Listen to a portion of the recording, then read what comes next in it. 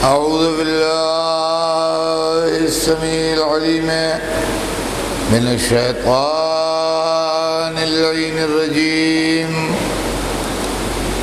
بسم الله الرحمن الرحيم. الحمد لله رب العالمين، والصلاة والسلام على سيدنا وشفيعنا بالقاسم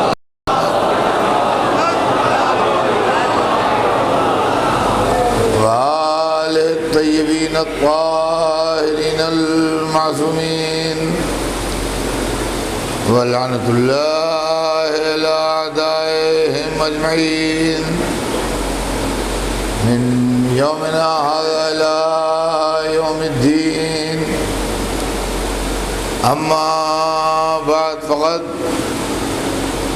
قال الله سبحانه تبارك وتعالى في كتابه المبين وهو أصدق الصادقين: إن الدين عند الله الإسلام. صلوات بھیجنے محمد.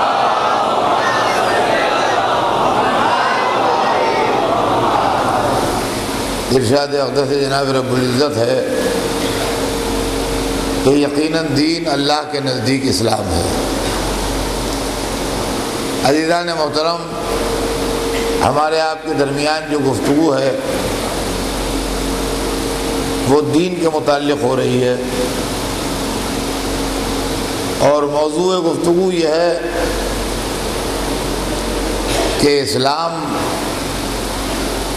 ایک ایسا دین ہے جو صبح قیامت تک کے لیے انسانیت کی فلاح و بہبود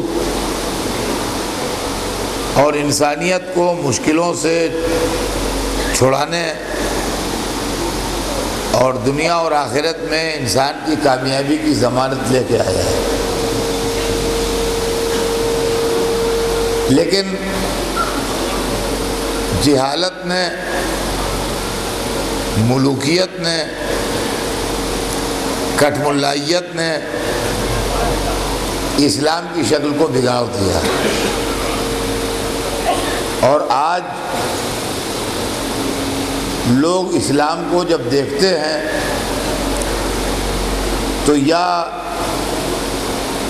جاہلوں کے کردار کے آئینے میں دیکھتے ہیں،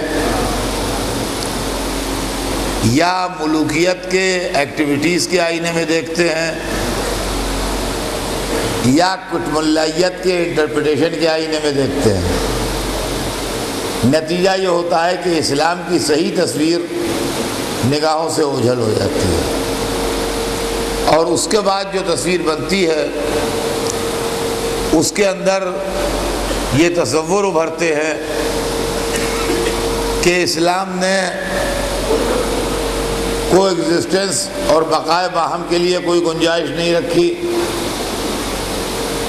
اسلام ٹالرنس، زیرو ٹالرنس کا مذہب ہے، جس کے اندر ذرا سی برداشت نہیں ہے، اور ذرا سے میں لوگوں پر حملہ کر دیتا ہے، ذرا سے میں لوگوں کی جان و مال و عزت و آبرو کے لیے خطرہ بن جاتا ہے.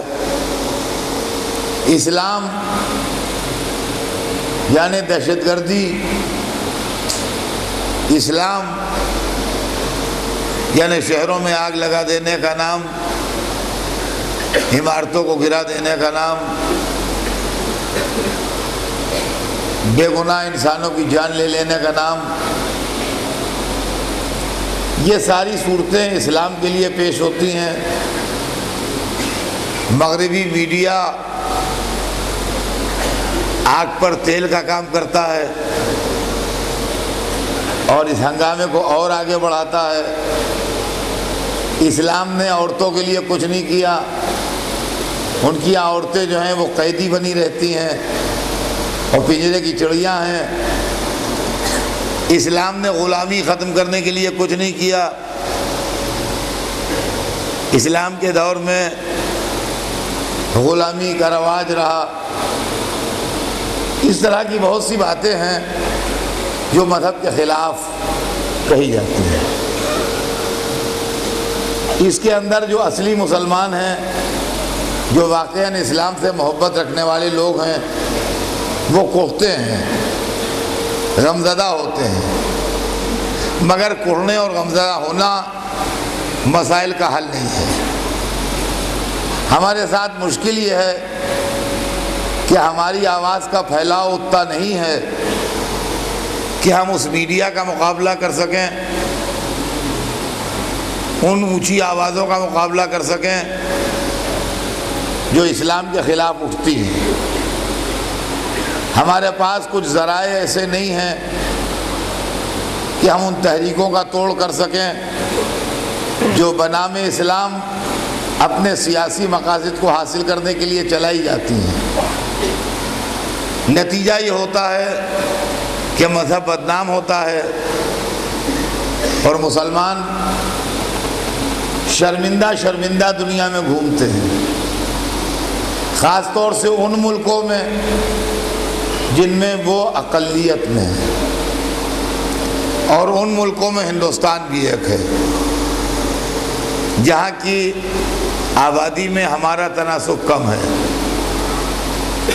ہم اس ملک میں اقلیت میں ہیں، اس لیے بہت کچھ ہم کہنے سے معذور رہ جاتے ہیں۔ جن ملکوں میں لوگ اکثریت میں ہیں وہاں کسی طرح بھی گزر بسر ہو جائے، لیکن ہندوستان ہو یا یورپ ہو یا آسٹریلیا ہو یا امریکہ ہو یا کینیڈا ہو، ان ملکوں میں مسلمانوں کو بڑی آکورڈ پوزیشن کا سامنا کرنا پڑتا ہے۔ میں ان مجلسوں کے ذریعے جو میسج دیتا ہوں، جو پیغام دیتا ہوں، جو کوشش کرتا ہوں، میں جانتا ہوں کہ یہ پیمانہ بہت چھوٹا ہے اس عظیم مخالفت کی تحریک کا مقابلہ کرنے کے لیے جس سے ہم دوچار ہیں، لیکن میرا مشن اس لیے چل رہا ہے کہ جب کسی کے گھر میں آگ لگ جائے تو وہ یہ نہیں دیکھتا کہ سب کچھ بچا لے، اس کی کوشش ہوتی ہے جتنا بچا سکے بچا لے۔ تو ہم بھی جانتے ہیں کہ ہماری کوششیں ان تحریکوں کے مقابلے میں بہت کمزور اور بہت کم ہیں۔ ہم اتنے بھولے نہیں ہیں، اتنے ناسمجھ نہیں ہیں کہ ہم یہ سوچتے ہوں کہ ہم مغل مسجد میں ایک مجلس پڑھ کے اس پوری تحریک پر غالب آ جائیں گے۔ لیکن پھر بھی جے پرسنٹ اپنے نوجوانوں کو ہم سمجھا سکتے ہوں یا جے پرسنٹ اپنے پڑوسیوں کو ہم سمجھا سکتے ہوں، کم از کم اتنا ہی کر دیں، اس لیے کہ ہم سے قیامت کے دن سوال بھی یہ نہیں ہوگا کہ تم نے یہ پورا کام کیوں نہیں کیا، لیکن یہ سوال ضرور ہوگا کہ جتنا کر سکتے تھے اتنا کیوں نہیں کیا۔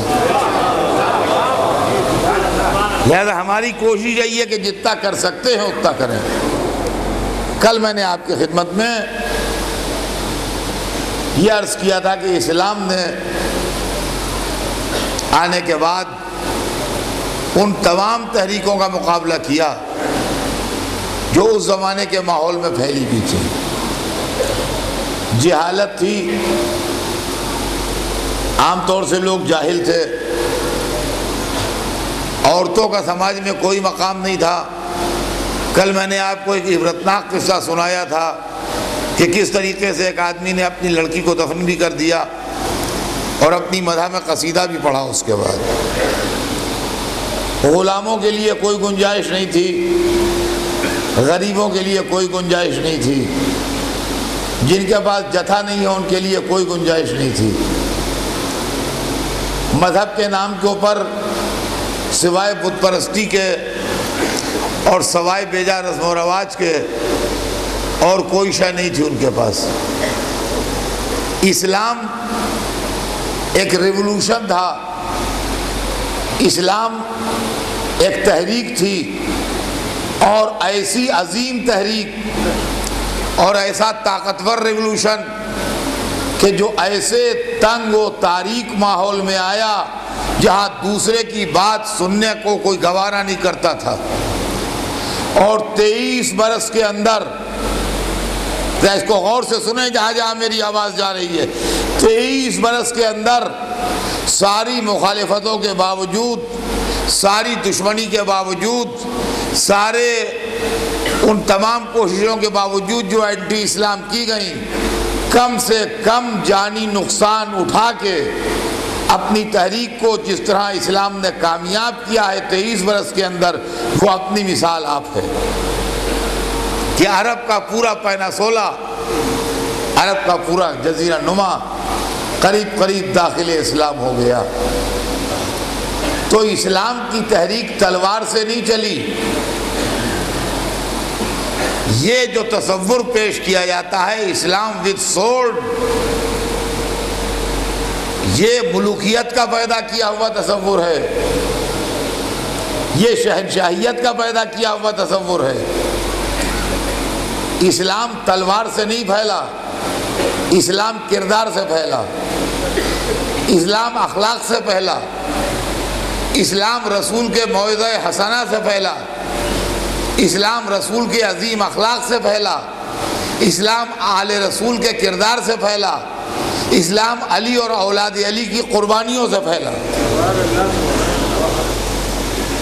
عزیزان گرامی، اسلام نے اپنے پورے رسول کے عہد میں دونوں طرف کے ملا کے، یعنی مسلمان اور کافر، انسانی جانیں 1000 سے کم ضائع ہوئی ہیں، یعنی کافر اور مسلمان دونوں ملا کے جو آدمی مارے گئے ہیں ان کی تعداد 1000 سے کم ہے، اور اتنا کم خون بہا کے اتنا بڑا رزلٹ لیا کہ عرب کا پورا جزیرہ نما مسلمان ہو گیا۔ تو اسلام حالات کو بدلنے کی تحریک کا نام نہیں تھا، اسلام ذہنوں کو بدلنے کی تحریک کا نام تھا، اسلام فکر تبدیل کرنے کی تحریک کا نام تھا، اسلام سوچنے سمجھنے کا انداز بدل دینے کا نام تھا۔ جہاں جہاں میری آواز جا رہی ہو، ان تقریروں کو لوگ غور سے سنیں اور اس پر غور کریں، اور رات کو ٹھنڈے دل سے جب سونے لیٹے جب سوتے۔ اسلام کا الزام ہے کہ اس نے غلامی کو ختم نہیں کیا۔ اسلام کی ہر نظام میں کچھ شارٹ ٹرم پروگرام ہوتے ہیں، کچھ لانگ ٹرم پروگرام ہوتے ہیں۔ اسلام آنے کے بعد ایک آواز میں غلامی نہیں ختم کر سکتا تھا، اس لیے ایک آواز میں غلامی نہیں ختم کر سکتا تھا کہ ملک کی اکانومی برباد ہو جاتی۔ ایک بات، سارے غلام آزاد ہو جاتے تو بے روزگاری بڑھ جاتی، ملک میں مارا ماری بڑھ جاتی، ملک میں کام نہ ملنے کے سبب اور لوگوں کے پاس مزدور نہ ہونے کے سبب سارے کاروبار ٹھپ ہو جاتے۔ دوسرے جنگی قیدی جو تھے ان کے ساتھ کیا سلوک کیا جاتا؟ اگر سب قتل کر دیے جاتے تو انسانی خون بہت بہتا، اگر سب آزاد چھوڑ دیے جاتے تو پلٹ کے پھر آرگنائز کر کے وہ اسلام کے خلاف مقابلہ کرتے۔ یہ بھی ایک مسئلہ اسلام کے سامنے تھا، غلامی کو فوراً ختم نہ کرنے کا۔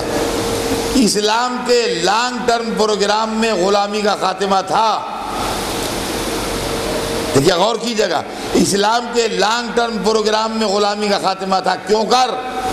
اگر آپ کسی آدمی کی انکم کو 0 کر دیں اور خرچ اس کا 500% بڑھا دیں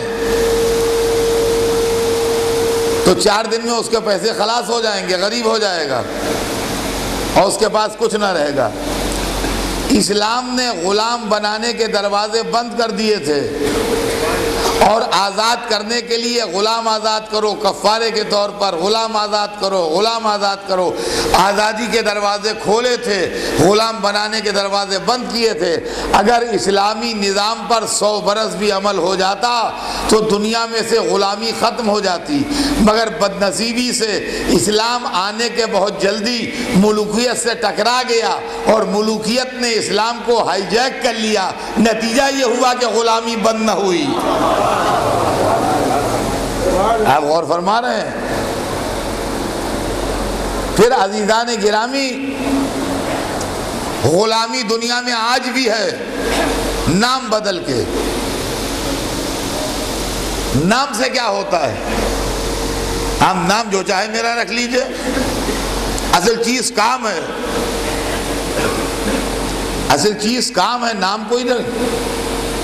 آپ اس کو غلام کہیے یا اس کا نام بادشاہ رکھ لیجئے اور دن بھر اس کو مزدوروں کی طرح لگائے رہیے، تو بادشاہ کہنے سے وہ بادشاہ تھوڑی ہو جائے گا۔ اصل چیز نام نہیں ہے، اصل چیز آپ کا عمل ہے۔ کیا آپ سمجھتے ہیں آج دنیا سے غلامی مٹ گئی؟ کیا آج بندوا مزدور نہیں ہے؟ کیا آج طاقتوروں اور جتھے والوں اور دولت مندوں کے پاس لوگ غلاموں کی طرح زندگی نہیں بسر کر رہے ہیں؟ تو لفظ سے کچھ نہیں ہوتا، عمل سے ہوتا ہے۔ اسلام نے انسان کے دماغ سے ذہنی غلامی کا تصور دور کیا تھا۔ کیا کوئی دنیا میں اس اسلام کا مقابلہ کرے گا جس کے رسول نے مدینے میں آن کے پہلی مسجد بنائی؟ مسجد النبی میں لوگ جمع ہیں، ایک سے ایک عرب بیٹھے ہیں، ایک سے ایک قریشی بیٹھے ہیں، ایک سے ایک گورے بیٹھے ہیں، ایک سے ایک خاندانی بیٹھے ہیں، ایک سے ایک جتھے والے بیٹھے ہیں، اور رسول مسجد میں تشریف لائے ہیں۔ مسجد النبی میں اذان ہونے والی ہے اور اذان کے بعد نماز ہوگی۔ اذان کون دے گا؟ یہ شرف کسے حاصل ہوگا؟ یہ عزت کسے ملے گی؟ ہر ایک کے دل میں تمنا ہے۔ جتھے والے سوچ رہے ہیں ہم میں سے کسی کا سلیکشن ہوگا، قبیلے والے سوچ رہے ہیں ہم میں سے کوئی منتخب ہوگا، گورے رنگ کے لوگ آگے بیٹھے ہوئے ہیں کہ ہم ہی میں سے کسی کا انتخاب ہوگا، عرب لوگ چاروں طرف موجود ہیں کہ ظاہر ہے کہ اذان کی ٹیکسٹ عربی ہے، لہذا عرب کے علاوہ کس کو حق ہے ادا دینے کا۔ ایک مرتبہ نگاہ رسالت اٹھی، مسجد کے گوشے میں ایک کالے رنگ کا حبشی غلام بیٹھا ہے۔ وہ اپنے دل میں سوچ بھی نہیں سکتا کہ یہ عزت مجھے ملے گی، یہ گوروں کو ملے گی، میں تو کالا ہوں، یہ آزادوں کو ملے گی، میں تو غلام ہوں، یہ تو جتھے والوں کو ملے گی، میرے پاس تو کوئی جتھا نہیں ہے، یہ تو پیسے والے کو ملے گا، میرے پاس کوئی پیسہ نہیں ہے، میں تو کسی حساب سے نہیں آتا۔ لیکن یہاں معیار نہ دولت ہے، نہ جتھا ہے، نہ پیسہ ہے، نہ طاقت ہے، نہ قبیلہ ہے، معیار تقویٰ ہے، معیار ایمان ہے، معیار کردار ہے، معیار دل کی چمک ہے، جسم کی چمک نہیں ہے۔ نگاہ رسالت ادھر ادھر سے جا کے بلال حبشی کو ٹھہری، آواز دی بلال، اور بلال کا چہرہ نور ایمانی سے چمکنے لگا۔ آقا کیا حکم ہے؟ اذان دو۔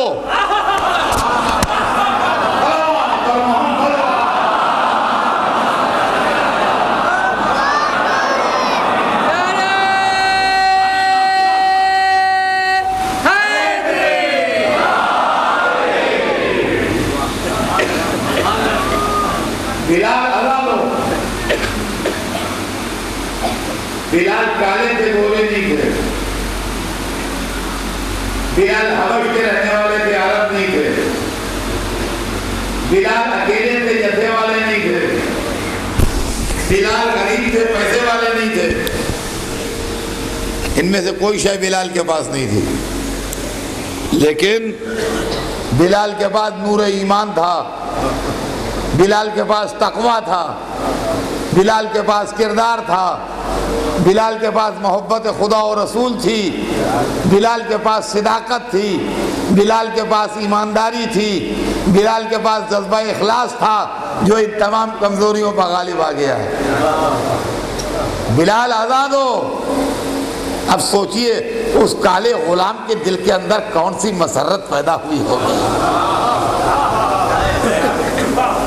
کیا کیفیت ہوئی ہوگی خدا کی قسم اس کالے غلام کی، جس کو بھری مسجد میں یہ اعزاز سرور کائنات نے عطا کیا۔ بلال آئے اس جگہ جہاں اذان دی جاتی تھی، اذان شروع ہوئی، ظاہر ہے کالے کا انتخاب گوروں کو کھلا ہوگا، نان عرب کا انتخاب عربوں کو گراں گزرا ہوگا، غریب کا انتخاب پیسے والوں کو اچھا نہیں لگا ہوگا، اکیلے کا انتخاب جتھے والوں کے لیے تشویش کا سبب بنا ہوگا، مگر اسلام یہ سارے بیریئر توڑنے آیا تھا جس سے انسانیت کا سر زخمی ہوتا ہے۔ کہا بلال آزاد ہو۔ آپ کو معلوم ہے کہ ڈیفرنٹ کنٹریز کے لوگ جو ہوتے ہیں ان کے پروننسیشن الگ ہوتے ہیں۔ آپ کسی ایرانی آقا سے کہیے کہو روٹی، ہو گئے گا روٹی، وہ ٹے نہیں بول پاتا ایرانی، عرب۔ آپ کہیے کہو ٹٹو، وہ کہے گا تتو۔ اپنی اپنی زبان ہے، پروننسیشن ہے۔ اور کسی انگریز کو پکڑ لائیے، اس سے کہیے کہو طوطا، ہوگا گا ٹوٹا۔ ان کے الفابیٹ میں تے نہیں ہے، وہ ٹے ہے، ٹی ہے ان کے پاس۔ تو ہر جگہ کا پروننسیشن تھوڑا سا ڈیفرنٹ ہوتا ہے۔ تو یہ ایتھوپیا کے تھے، حبش کے تھے۔ یہ اذان کے الفابیٹس میں شین بھی ہے، اشہد ان لا الہ الا اللہ، اذان کا جملہ ہے، اشہد ان محمد رسول اللہ۔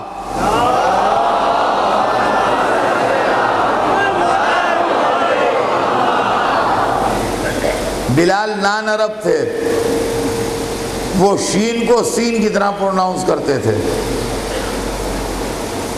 اشہد ان جہاں پر کہنا ہے تو ان کی زبان سے جو لفظ نکلتا تھا وہ ایسے سنائی دیتا تھا، اشہد ان۔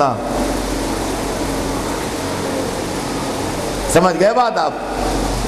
وہ چونکہ عرب نہیں تھے، نان عرب تھے، لہذا شین کا پروننسیشن ان کے لیے تھوڑا ڈیفیکلٹ تھا۔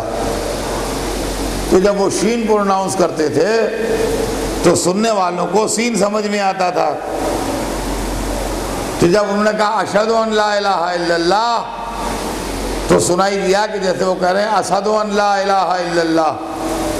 تو جب اذان ہوئی تو کسی نے رسول سے کہا یا رسول اللہ، یہ تو سین کو شین کو سین بول رہے ہیں۔ کہ وہی جذبہ آیا، اسلام کوئی اور چیز دیکھ رہا ہے، دنیا کوئی اور چیز دیکھ رہی ہے۔ بس جیسے ہی کسی نے کہا کہ یا رسول اللہ، بلال تو اشہد اللہ کو اشہد اللہ کہہ رہے ہیں، مزاج رحمت میں برہمی آئی، اور کہنے والے کو غور سے دیکھا، کہا کیا سین شین کے جھگڑے میں پڑے ہو؟ سین و بلال شین عند اللہ، جو بلال سین کہہ رہے ہیں اللہ اسی کو شین مان رہا ہے۔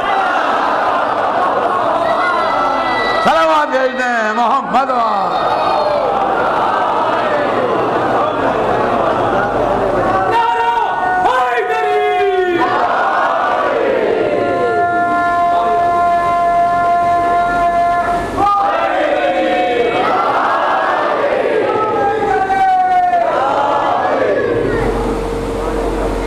بلال کا سین ہی اللہ کے نزدیک شین ہے۔ اب آپ سمجھے مذہب کی فلسفی اور روح مذہب، لفظی گورکھ دھندے میں نہ رہیے، اسپرٹ دیکھیے کہ جذبہ کیا ہے۔ یہ بزم سرور کائنات ہے جہاں غلام کو یہ عزت دی جا رہی ہے. رسول اور غلام، یہ ایک چیپٹر. اب آئیے دوسرا چیپٹر، علی اور غلام.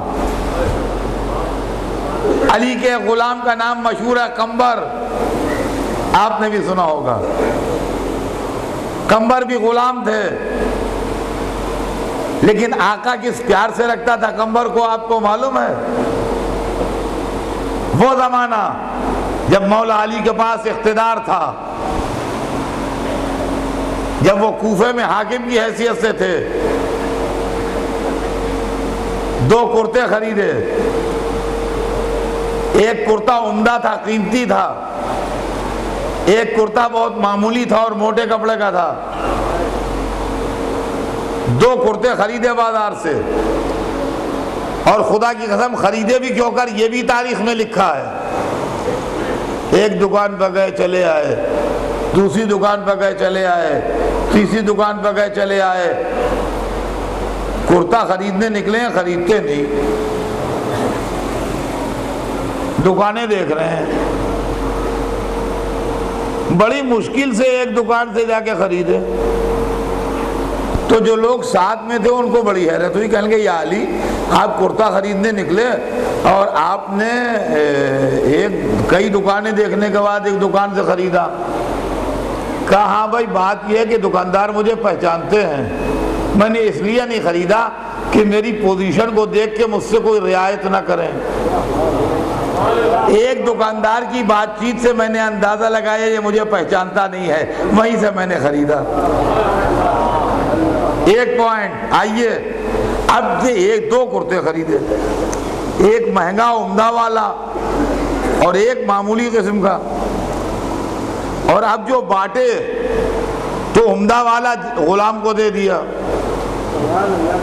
اور موٹا والا اپنے لیے رکھ لیا، کہا یہ میں پہنوں گا. جو لوگ بیٹھے ہوئے تھے ان کو پھر حیرت ہوئی، کہا یا علی یہ کیا کر رہے ہیں آپ؟ ابھی رواج دنیا کا یہ ہے کہ اچھا کپڑا خود پہنتا ہے، معمولی نوکر کو پہناتا ہے. وہاں عمدہ والا غلام کو دے دیا اور معمولی والا اپنے لیے رکھ لیا. اب میں توجہ چاہتا ہوں اس منزل کی طرف، ہر انسان کی جو میری آواز سن رہا ہے. اب لوگوں نے تعجب کیا، یا علی یہ کیا کیا آپ نے؟ یہ نہیں کہا کہ ہم غلاموں کو عمدہ پہناتے ہیں، اس لیے کہ اگر یہ کہہ دیتے تو عمدہ پہن کے بھی وہ تصور غلامی میں رہتا.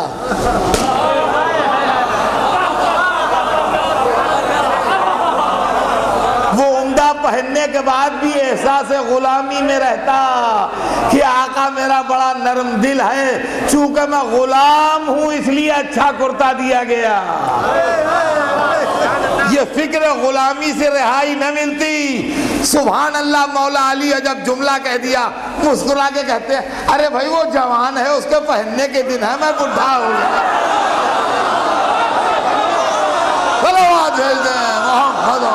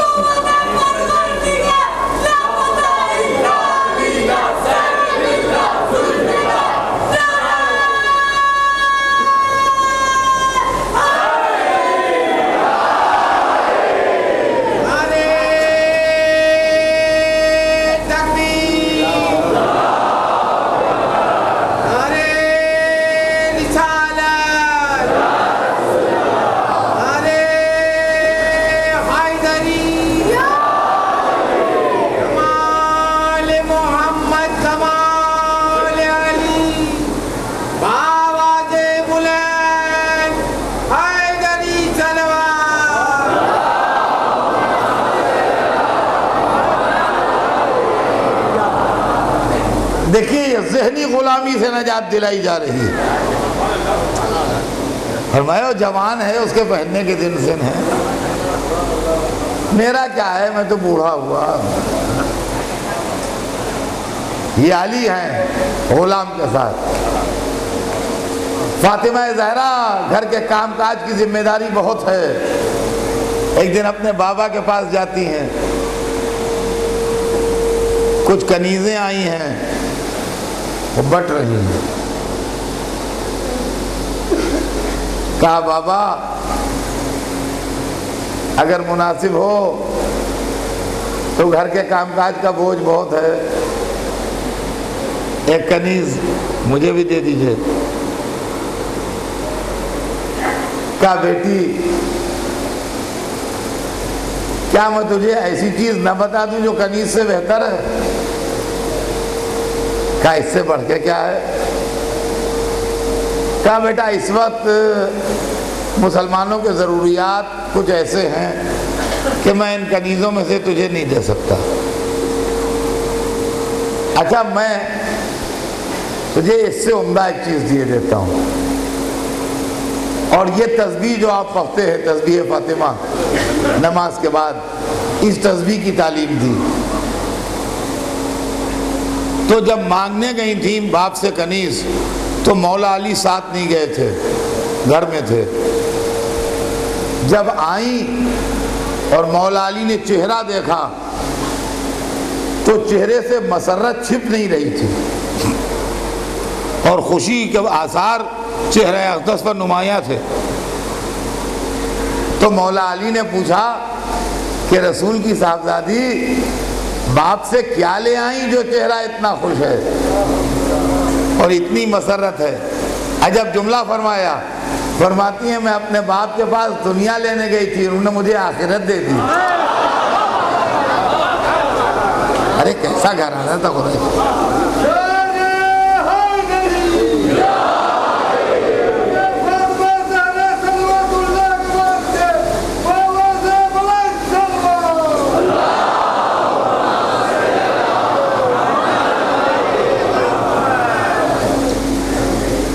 اور یہی تسبیح فاطمہ جو نماز کے بعد پڑھی جاتی ہے، اسی تسبیح کی تعلیم سرور کائنات نے اپنی بیٹی کو دی تھی۔ اس واقعے کو کچھ دن گزر گئے، اب میں یہ نہیں بیان کر سکتا اس لیے کہ میرے پاس کوئی تحقیق نہیں کتنے دن، سال بھر گزرا، 6 مہینے گزرے، 2 برس گزرے، مجھے نہیں معلوم۔ بہرحال تھوڑے دنوں کے بعد ایک دن سرور کائنات نے بی بی کو بلایا، کوئی آیا، فرمایا آپ کے بابا آپ کو یاد کر رہے ہیں۔ حاضر خدمت ہوئی، کہا بیٹا اس وقت تم آئی تھی اور تم نے ایک کنیز کے لیے کہا تھا، اس وقت حالات ایسے نہیں تھے اور لوگوں کے ضروریات ایسے تھے میرے سامنے کہ میں کنیز تم کو نہیں دی میں نے، لیکن الحمدللہ اب حالات بہتر ہیں، یہ کنیز میں نے تمہارے لیے منتخب کی ہے۔ یہ بی بی فضہ تھی،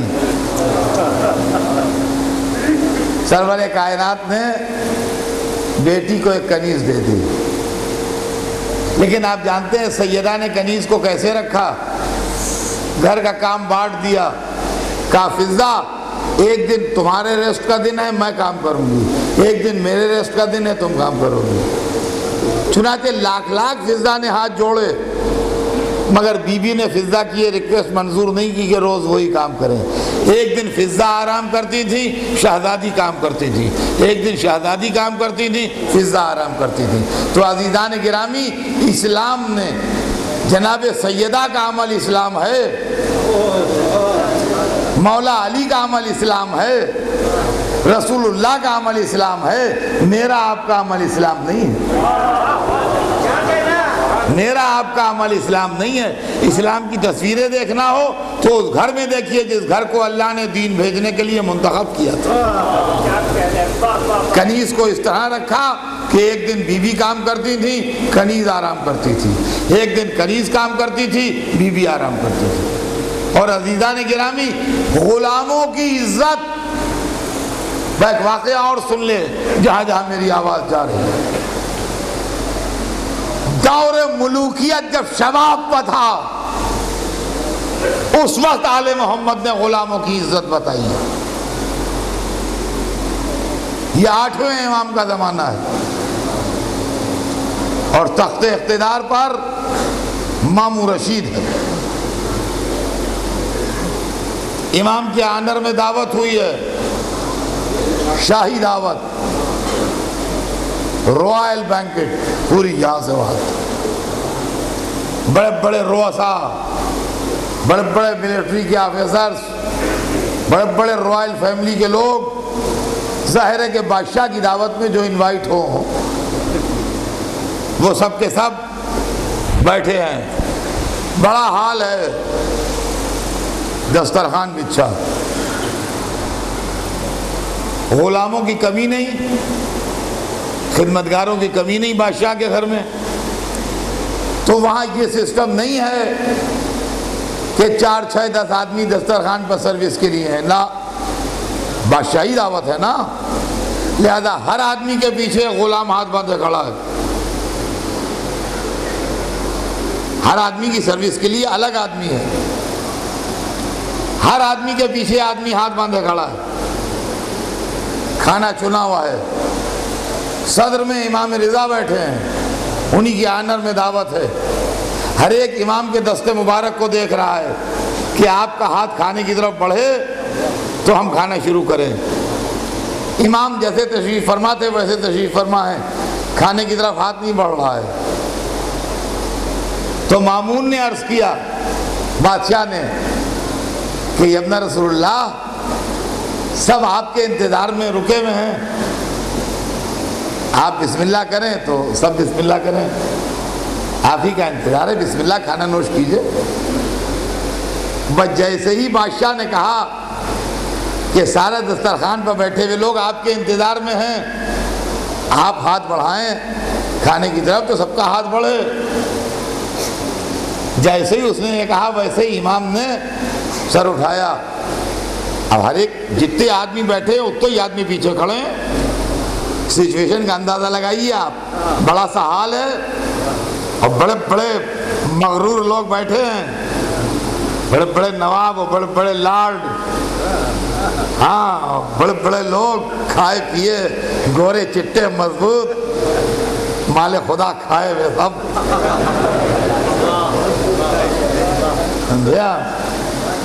بیٹھے ہوئے ہیں، اور دسترخوان چنا ہوا ہے شاہی، اور ہر ایک کے پیچھے کھڑا ہوا ہے ہاتھ باندھے ہوئے۔ تو جیسے ہی بادشاہ نے کہا کہ نوشت فرمائیں آپ، بسم اللہ کریں، تو اور لوگ بھی شروع کریں۔ ویسے ایک دفعہ سر اٹھایا اور کہا، اور یہ حضرات جو کھڑے ہیں، کہا سرکار یہ غلام ہیں، یہ غلام ہیں۔ تو کہا اچھا مسلمان نہیں ہے؟ کہا نہیں نہیں حضور سب مسلمان ہیں، سب مسلمان ہیں، یہاں غیر مسلم کا کیا کام ہے؟ بولا سب مسلمان ہیں۔ کہا اچھا تو پھر بھائی آؤ بیٹھو، آؤ تم لوگ بھی آؤ، ہمارے جد کی تعلیم میں یہ نہیں ہے کہ غلام الگ کھائے آقا الگ کھائے۔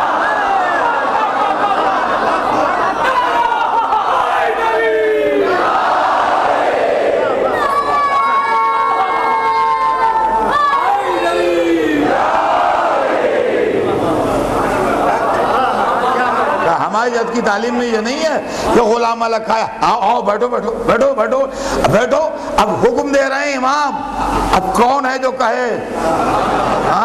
اب ہر ایک کے پہلو میں کیا غلام بیٹھا، ہر ایک کے پہلو میں کیا غلام بیٹھا، بڑے بڑے نواب اور بڑے بڑے رئیس اور بڑے بڑے رائل فیملی کے لوگ اور بڑے بڑے آرمی کے آفیسرز اور بڑے بڑے سول سرونٹس جو جن کے اوپر حکومت چلتی ہے، منسٹرز، ہر ایک کے پہلو میں غلام بیٹھا۔ اور بات ایسی کہہ دی کہ اگر کوئی دسترخوان سے اٹھے تو دسترخوان سے نہیں اٹھے گا، پھر اسلام سے اٹھے گا۔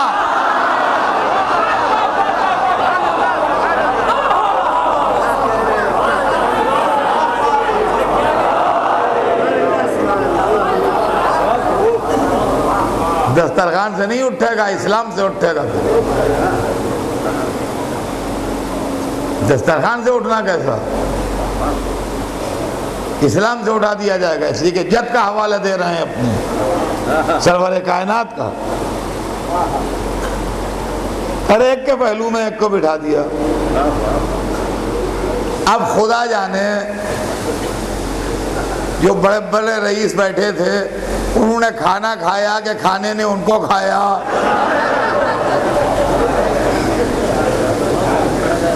کیا گزر گئی ان پر، مگر غلاموں نے سب کے پہلے میں بیٹھ کے کھایا۔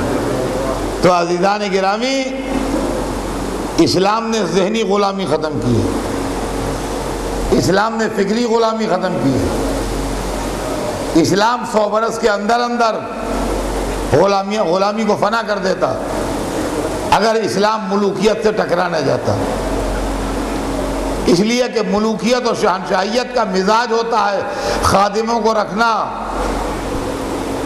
شاہی درباروں میں کرسیاں ہوتی ہیں، ان میں گریڈ ہوتے ہیں، ان میں مرتبے ہوتے ہیں، یہ شہنشاہیت کا مزاج ہے۔ اور رسالت کا مزاج یہ ہے کہ فرش خاک پر سب بیٹھتے ہیں۔ لوگوں نے افسوس اس کا ہے کہ اسلام کے نام پر جو تصویریں بنی ہیں وہ بادشاہوں کے درباروں کے بنی ہیں، وہ سلطانوں کے محلوں کی تصویریں ہیں جن کے اندر غلاموں کی دکھ بھری زندگیاں ہیں، جس کے اندر عورتوں کی درد بھری کہانیاں ہیں، جس کے اندر غریبوں کی سسکیاں ہیں، جس کے اندر بیواؤں کی آہیں ہیں۔ لیکن اگر رسول و آل رسول کی تصویریں اور ان کے گھروں کی تصویریں آتی سامنے تو عالم اسلام کا تصور ہی دوسرا ہوتا۔ شاہی درباروں کے مزاج اور تھے، شان رسالت اور تھی، دربار رسول اور تھا۔ شاہی دربار میں سب سے بڑے تخت پر شہنشاہ جلوہ افروز ہوتا تھا، سرور کائنات فرش خاک پر بیٹھتے تھے محراب میں۔ ابتدائی دور میں مسجد النبی میں چٹائیاں بھی نہیں تھیں۔ آپ مسجد النبی کی تاریخ پڑھیے تو آپ کو معلوم ہوگا کہ مسلمانوں کے قافلے جو بحر احمر سے پلٹتے تھے تو جن کے اونٹ خالی ہوتے تھے وہ سمندر کی ریت بھر لیتے تھے اس کے اوپر، اور وہ ریت لا کے مسجد میں بچھائی گئی تھی۔ ریڈ سی کے کنارے کی ریت اور بالو جو تھی وہ مسجد النبی میں بچھائی گئی تھی، اس لیے کہ بالو جو ہے، آپ جہاں بھی سمندر کے کنارے جا کے بیٹھ کے آئیے چوپاٹی پر، بالو جو سمندر کے کنارے کی ہے وہ کپڑے پر چپکتی نہیں ہے۔ آپ جا کے بیٹھیے وہاں اور اس کے بعد اٹھیے اور اپنے کپڑے جھاڑ لیجئے، وہ ساری بالو جو ہے وہ گر جائے گی، وہ نہ آپ کے کپڑے پر دھبا ڈالے گی اور نہ آپ کے کپڑے پر چپکے گی۔ مسلمانوں کے قافلے جو ادھر سے پلٹتے تھے تو جن کے اونٹ خالی ہوتے تھے وہ ریڈ سی کے کنارے سے وہاں کی ریت لے آتے تھے، وہ ریت مسجد النبی میں بچھی ہوئی تھی۔ سرکار کے دربار میں جہاں قرآن آتا تھا، جہاں جبرائیل آتے تھے، جہاں رب العزت کا سلام آتا تھا، وہاں نہ قالین بچھے تھے، نہ کرسیاں بچھی تھیں، نہ فرش بچھے تھے، نہ مخمل تھا، نہ ریشم تھا، کچھ نہیں تھا، اور ساری عظمتیں وہاں سجدہ ریز ہوتی تھیں۔ مگر انفارچونیٹلی اس اسلام کو دنیا کے سامنے پیش نہیں کیا گیا۔ تبلیغ وہی اسلام کرتا تھا، پھیلتا وہی اسلام تھا۔ اور عزیزان گرامی، یہ پہلی بار میں نہیں پڑھ رہا ہوں، میں اس مسجد میں کئی بار پڑھ چکا ہوں کہ وہ پیغام جو 23 برس کے اندر اندر پورے عرب کو مسلمان بنا سکتا ہے، وہ 1000 برس کے اندر پورے ہندوستان کو مسلمان کیوں نہ بنا پایا؟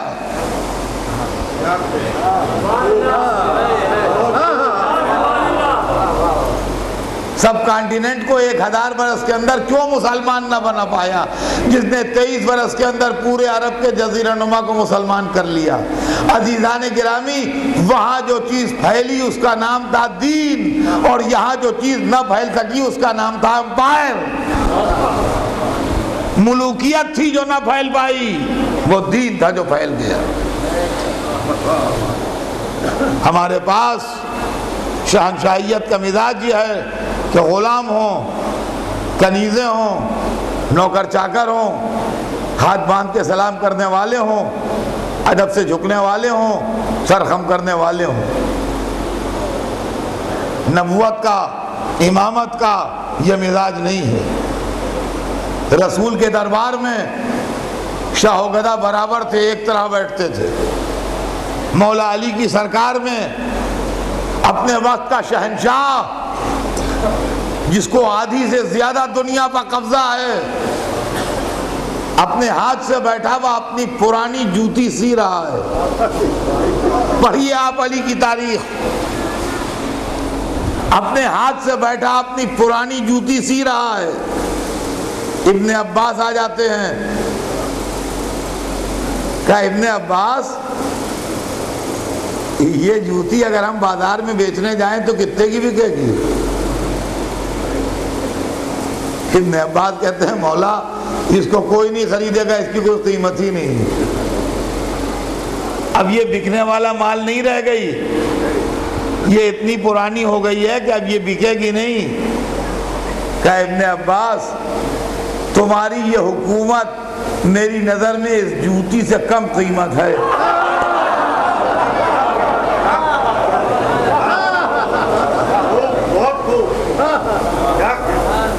اس جوتی سے کم قیمت ہے۔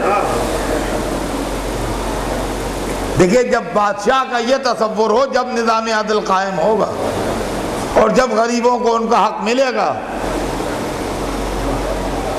جب بادشاہ جو کی روٹی کھائے گا، جب بادشاہ موٹے کپڑے پہنے گا، جب بادشاہ ایک چھوٹے سے مکان میں رہے گا، رات اندھیری ہے، سردی تیز ہے، ایک آدمی آتا ہے پردیسی کوفے میں، اس کو فوراً علی سے ملنا ہے، فوری کام ہے اس کو۔ وہ کہتا ہے مجھے علی کے گھر کا پتہ بتاؤ۔ ایک آدمی اس کو لا کے ایک چھوٹے سے گھر میں کھڑا کر دیتا ہے سامنے، یہ علی کا گھر ہے۔ انہوں نے کہا بھائی سنو، وہ علی جو امیر المومنین ہیں ان کے گھر کا پتہ پوچھ رہا ہوں۔ وہ سمجھا پتہ نہیں کس علی کو سمجھ رہا ہے یہ۔ ان کا وہ علی جو امیر المومنین ہے تمہارے حاکم ہے، میں ان کے گھر کا پتہ پوچھ رہا ہوں۔ ان کا ہاں یہی ان کا گھر ہے۔ کہا واہ، تمہارے شہر میں پڑوسیوں سے مذاق ہوتا ہے، پردیسیوں سے مذاق ہوتا ہے؟ میں پردیسی ہوں بھائی، مجھ سے مذاق نہ کرو، مجھے پریشان نہ کرو، مجھے جلدی جانا ہے، کام ہے۔ انہوں نے کہا سنو، علی کے دور اقتدار میں کوئی کسی سے مذاق نہیں کر سکتا ایسا۔ میں بھاگا نہیں جا رہا ہوں، میں یہاں کھڑا ہوں، تم پکار کے دیکھو، اگر یہ انہی علی کا گھر نہ ہو تو جو چاہے سزا دے دینا۔ انہوں نے آواز دی، اندر سے کسی نے کہا اندر آ جاؤ۔ محض آواز کے نہیب نے بتایا کہ شہنشاہ بول رہا ہے۔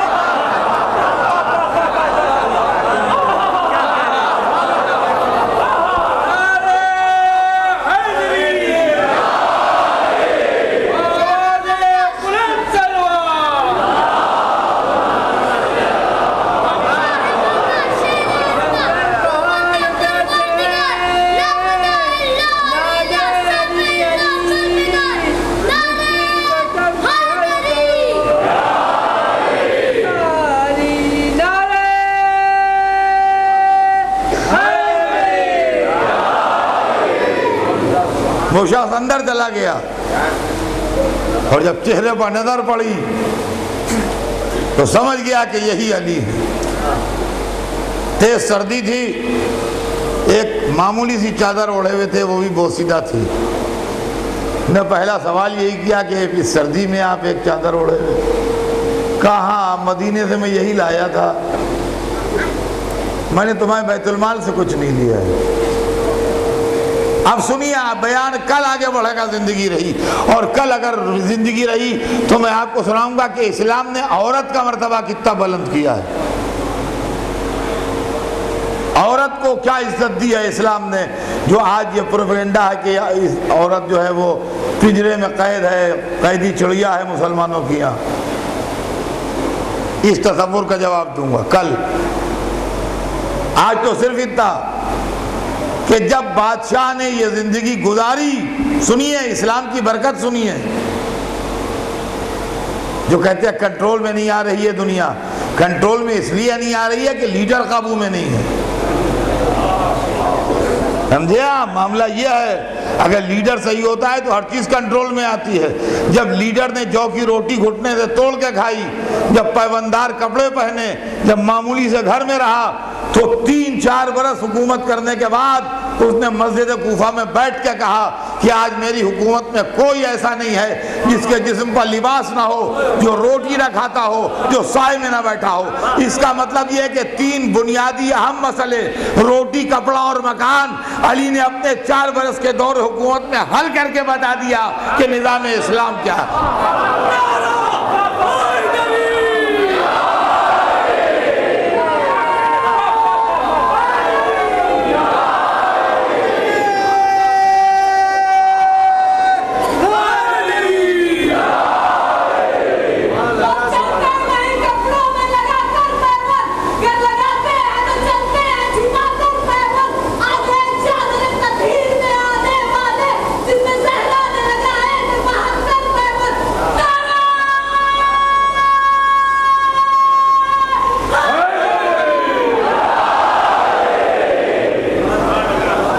تو عزیزان گرامی، یہ ہے غلامی.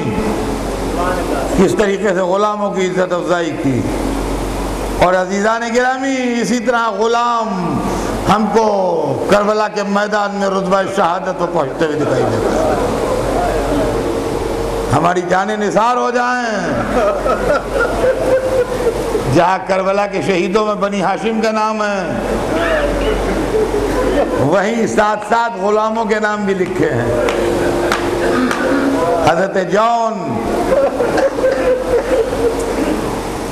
جو غلام تھے، آزاد کر دیا تھا حضرت ابو ذر نے، مگر در اہل بیت سے وابستہ رہے زندگی بھر. جب حسین نے سفر غربت اختیار کیا تو جون ساتھ چلے. کربلا میں 3 دن کی بھوک و پیاس میں شریک رہے.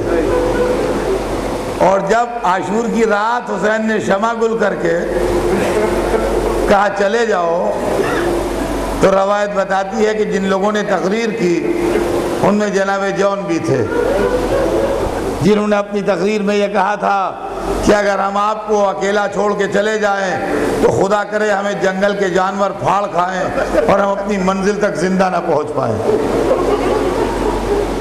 یہی جون جب سویرے اجازت لینے آئے تو امام حسین نے کہا جون تم بوڑھے ہوئے، تم ہمارے گھر آرام کرنے آئے تھے، بس اتنا کافی ہے، تمہیں اجازت نہیں ہے.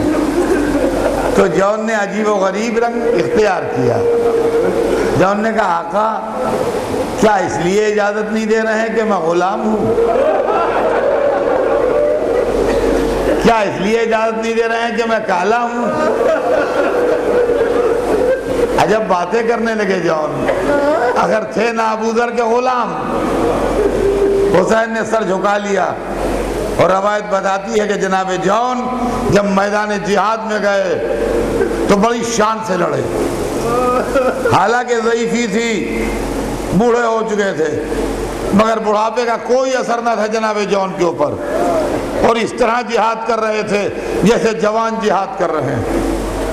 اور جہاد کرتے کرتے جب زخموں سے چور ہوئے اور گھوڑے سے گرے تو قربان جائیے اس حسین کے، جس طرح حبیب کے سرہانے گئے، جس طرح عباس کے سرہانے گئے، اسی طرح حسین جون کے سرہانے پہنچے. اور عزیزان گرامی، خالی یہاں پر عزت تمام نہیں ہوئی، بلکہ چوتھے امام کی روایت ہے کہ جب میں دفن کرنے کے لیے آیا ہوں تو میں نے دیکھا جون کا جسم چمک رہا تھا، نورانی، کالا رنگ نورانیت میں بدل گیا تھا، اور جسم سے مشک و عنبر سے زیادہ بہتر خوشبو آ رہی تھی. اور عزیزان گرامی، آج جون بھی اسی قبر میں سو رہے ہیں جس میں عباس کے بھائی سو رہے ہیں، جس میں زینب کے لال سو رہے ہیں، جس میں قاسم ابن حسن سو رہے ہیں، اسی قبر میں جون بھی سو رہے ہیں. آقا و غلام کا امتیاز ختم کر دیا گیا. عزیزان گرامی، محرم کی تاریخیں گزر رہی ہیں، عزاداری کے دن گزر رہے ہیں، آپ رو رہے ہیں، آپ کی آوازیں بلند ہیں۔ عزیزان گرامی، مجلس کو تمام کر رہا ہوں۔ یہ گریہ کی آوازیں کسی دکھیا ماں کی تمنا کی خبر دیتی ہیں، جس ماں نے چکی پیس کے پالا تھا،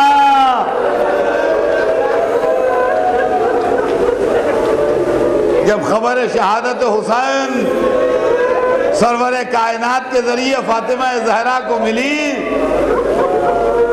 تو کہا یہ بتائیے بابا یہ واقعہ کب ہوگا؟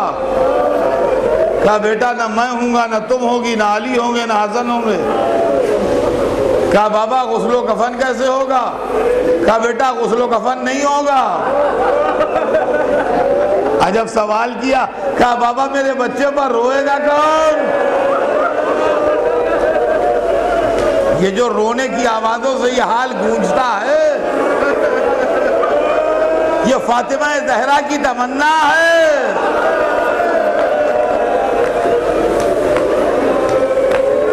کہا بابا میرے بچے پر روئے گا کون؟ محبوب رب العالمین تھے، جو چاہتے فرما دیتے، اللہ وہی کرتا، مگر چپ رہے۔ جبرائیل آئے، عرض کی اللہ تو فیض درود و سلام کے بعد ارشاد فرما رہا ہے کہ ہماری کنیز خاص کو چپ کر دیجئے، ان کے رونے سے ملائکہ سماوات رو رہے ہیں، آسمانوں پر تلاطم آئے، کہہ دیجئے ہم وعدہ کرتے ہیں رونے والے پیدا کریں گے جو قیامت تک حسین پر روتے رہیں گے۔ اے بی بی یہ رونے والے جمع ہیں، آپ کو آپ کے گھر کی تعزیت دے رہے ہیں۔ اے بی بی علی اکبر کی تعزیت لیجئے، علی اصغر کی تعزیت لیجئے، قاسم کی تعزیت لیجئے، اے بی بی بنی ہاشم کی تعزیت لیجئے، اے بی بی اس حسین کی تعزیت لیجئے جو 3 دن کا بھوکا پیاسا صبح سے شام تک لاشیں اٹھا کے دنیا سے